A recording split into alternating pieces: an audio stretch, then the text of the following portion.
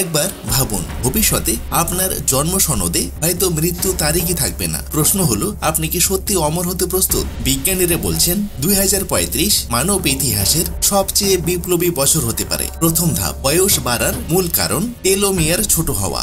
এখন জিন এডিটিং প্রযুক্তি টেলোমিয়ারকে আবার লম্বা করে, আপনার কোষকে রিপেয়ার মোডে রাখছে, মানে শরীর যেন নিজেকে নিজেই আপগ্রেড করছে। দ্বিতীয় ধাপ, এআই চিকিৎসা। কল্পনা করুন, আপনার শরীরের ভবিষ্যৎ রোগ এআই 10 বছর আগেই ধরে ফেলছে। হার্ট অ্যাটাক হবে কখন সেটাও আগেই বলে দেবে। এটাকে বলে প্রেডিক্টিভ লঞ্জিভিটি। তৃতীয় ধাপ, ডিজিটাল ইমর্টালিটি। যদি আপনার স্মৃতি, আপনার চেতনা, আপনার সিদ্ধান্ত নেওয়ার ক্ষমতা ক্লাউডে আপলোড করা যায়, তাহলে শরীর নেই কিন্তু আপনি কি তখনও বেঁচে থাকবেন? অনেক বিজ্ঞানী বলছেন বার্ধক্য থামানো থেরাপি 2035-এর মধ্যেই মানব দেহে কার্যকর হতে পারে। অমরত্ব আসছে, এ নিয়ে সন্দেহ নেই, কিন্তু আসল প্রশ্ন, আপনি কি অমর হতে চাইবেন?